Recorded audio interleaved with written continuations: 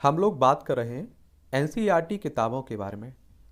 और आप लोगों ने देखा होगा लास्ट क्लास में कक्षा 9वीं की इकोनॉमी की किताब जिसका नाम है अर्थशास्त्र के बारे में बात की थी। आज हम लोग कक्षा 10वीं की एनसीईआरटी की इकोनॉमी की किताब है जिसका नाम है आर्थिक विकास की समझ, इसके बारे में बात करेंगे। इसमें आप लोगों को पढ़ना क्या है और कैसे आप लोग पढ़ेंगे। उससे पहले आप लोगों को कुछ बातें बता देता हूँ कि जब भी आप लोग कोई किताब उठा के पढ़ रहे हो तो पहली बार में कभी उस पर कोई काटापीटी नहीं करना है, कोई नोट्स बनाने का काम आपको नहीं करना है। बस बड़े ध्यान से आप लोगों को उस किताब का ओवरव्यू एक तरह से लेना है। एक एक लाइन को, एक एक शब्द को आप लोगों को बड़े ध्यान से पढ़ना है। और जब आप लोग एक से दो बार एनसीईआरटी किताबें पढ़ लेते हैं ना, या कोई भी किताब पढ़ लेते हैं, उसके बाद आप लोगों की समझ में आ जाता है कि नोट्स में आप लोगों को कौन कौन से पॉइंट शामिल करना है। और नोट्स बनाने का उद्देश्य यही रहता है कि जब आप लोग नज़दीक पेपर है आपका तो आप लोग रिवीजन कर सकें, रिवीजन के लिए नोट्स बना सकें। ठीक है। और दूसरी बात एक याद रखिएगा, आप लोग कोई भी सब्जेक्ट उठाइए, उसकी कक्षा 6वीं से लेकर 12वीं तक की किताब एक बार में ख़त्म करिए। ऐसा मत करिए कि कक्षा 6वीं की पहले कोई और सब्जेक्ट पढ़ लिया फिर दूसरा सब्जेक्ट पढ़ रहे हैं, नहीं। एक सब्जेक्ट उठाइए और पूरी एक बार में फिनिश कर दीजिए, फिर दूसरा सब्जेक्ट उठाइए उसे फिनिश कर दीजिए। तो इसे आप लोग बेहतर तरीके से समझ पाएंगे। और आप सभी जानते हैं कि एनसीईआरटी आपके प्रीलिम्स में, मुख्य परीक्षा में, इंटरव्यू में, ऑप्शनल में, हर जगह आपको मदद देती है। चाहे फिर आप लोग स्टेट पीसीएस की तैयारी कर रहे हो या फिर आप लोग सिविल सर्विस यानी कि यूपीएससी आईएएस की तैयारी कर रहे हो। और यूपीएससी से संबंधित अगर आपकी दिमाग में कोई भी डाउट है तो फिललिस्ट सूची में जाकर यूपीएससी एग्जाम के नाम से जो फिललिस्ट सूची बनी हुई है इसे कवर कर लीजिए, आपके हर सवाल का जवाब आपको मिल जाएगा। एमपीपीएससी वालों के लिए भी एक सूची बनी हुई है, इसे आप लोग कवर कर लीजिएगा। और एनसीईआरटी की सभी पीडीएफ टेलीग्राम पर डाल दी गई है, तो वहाँ से जाकर आप लोग डाउनलोड कर सकते हैं। और अगर आप लोग दुकान पे खरीदने जाएंगे ना तो कवर पेज इस तरह का इस किताब का देखने को मिलेगा। और एक कक्षा 10वीं की है आर्थिक विकास की समझ, और एनसीईआरटी यानी कि राष्ट्रीय शैक्षणिक अनुसंधान और प्रशिक्षण परिषद के द्वारा लिखवाई जाती हैं। तो आप देखते हैं एक भरोसेदार संस्था है। ये आपको 75 रुपये की मिलेगी, बहुत मामूली सी कीमत रखी जाती है जिससे हर कोई इसे खरीद सके। और इसमें आप देखेंगे कि क्या देखेंगे,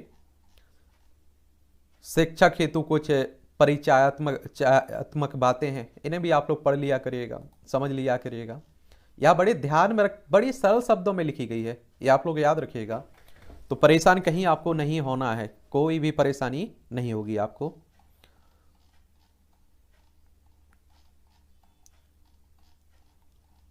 और इसमें आप लोगों को पढ़ना क्या है, सबसे बड़ी बात यही रहती है। ये देखिए, भारत के संविधान की उद्देश्य का प्रस्तावना देखने को मिल रही है। हम भारत के लोग भारत को एक संपूर्ण प्रभुत्व संपन्न समाजवादी पंथ निरपेक्ष लोकतंत्रात्मक गणराज्य बनाने के लिए तथा उसके समस्त नागरिकों को सामाजिक, आर्थिक और राजनीतिक न्याय, विचार, अभिव्यक्ति, विश्वास, धर्म और उपासना की स्वतंत्रता, प्रतिष्ठा और अवसर की समता प्राप्त कराने की तथा उन सब में आप देखेंगे कि व्यक्ति की गरिमा और राष्ट्र की एकता और अखंडता सुनिश्चित करने वाली बंधुता बढ़ाने के लिए दृढ़ संकल्प होकर अपनी इस संविधान सभा में आज तारीख 26 नवंबर 1949 को इद्दत द्वारा इस संविधान को अंगीकृत, अधिनियमित और आत्मर्पित करते हैं। और इसीलिए आप देखते हैं कि 26 नवंबर को आप लोग संविधान दिवस भी मनाते हैं। और इस पाठ्य पुस्तक को निर्माण में जिन समिति, कमेटी या लोगों का योगदान रहा है उन लोगों का ये नाम दिए गए हैं। ठीक है, तो इन्हें भी पढ़ लीजिएगा।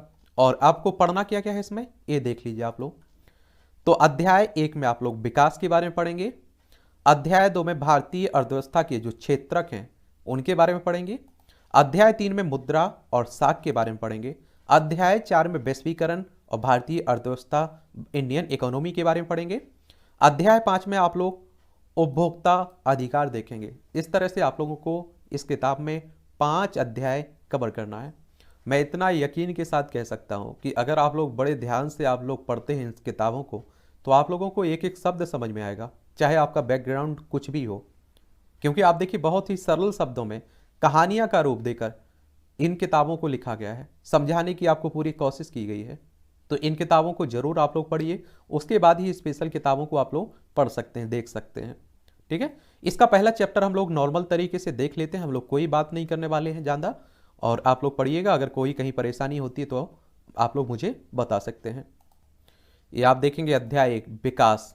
विकास के कई पहलू होते हैं और इस अध्याय का उद्देश्य विद्यार्थियों की यह विचार को यही विचार समझना है कि उसके लिए यह समझना आवश्यक है कि लोगों का विकास के बारे में अलग अलग धारणाएं हैं। और आप देखते रहते हैं कि जैसे प्रति व्यक्ति आय, साक्षरता दर, और आप लोग कहते हैं कि इस क्षेत्र में विकास हो रहा है, उस क्षेत्र में विकास हो रहा है, तो ये सब आप लोग पढ़ते रहा करिएगा। और विभिन्न संस्थाओं के बारे में भी आप लोग पढ़ेंगे, इसमें उनसे जुड़े हुए बातें भी देखेंगे। चलिए पढ़िए आप लोग। पहले आप देखते थे कि आप लोग साइकिल से चलते थे, बैलगाड़ी से चलते थे, अब आप लोग गाड़ियों से चल रहे हैं, बाइक आ गई है, एरोप्लेन से चल रहे हैं, बसों से चल रहे हैं, फोर व्हीलर से चल रहे हैं। ये विकास ही तो हुआ है, कि विकास नहीं हुआ है? ये सब आप लोग देखिए, समझिएगा।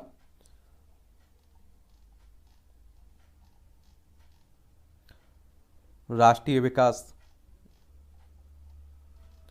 ये देखते रहिए। विभिन्न देशों और राज्यों की तुलना कैसे की जाए, कि कौन कितना विकसित है, कैसे होगा। ठीक है, आप लोग कहते हैं ना कि ये राज्य विकासशील राज्य है, ये विकसित राज्य है, या फिर विकासशील देश है, विकसित देश है। सार्वजनिक सुविधाएं, ये सब आप देखते रहेंगे। और इस यहाँ जो अभ्यास के लिए क्वेश्चंस दिए रहते हैं ना, उन्हें भी आप लोग समझ लीजिएगा।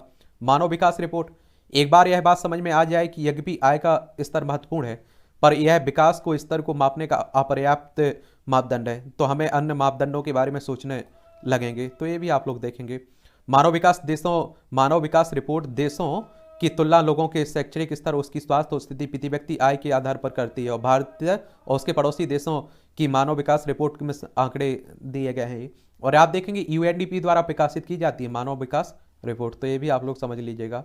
ठीक है, और ये आप लोगों को देखते रहना चाहिए।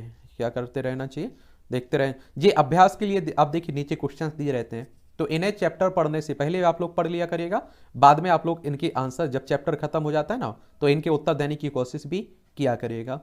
इस तरह से अगर अभ्यास करते रहेंगे ना, तो आप लोग यकीन मानिए कि आप लोगों की बहुत बेहतर तरीके से ये किताबें कवर हो जाएंगी और कहीं कोई परेशानी भी नहीं होगी। और इस तरह से आप देखें कक्षा 10वीं की इकोनॉमी की किताब खत्म हो जाती है। अब कक्षा 11वीं की अगली क्लास में हम लोग बात करेंगे। ठीक है, चलिए, तो आपका कोई सवाल हो, सुझाव हो मेरे लिए, तो आप लोग नीचे बता सकते हैं।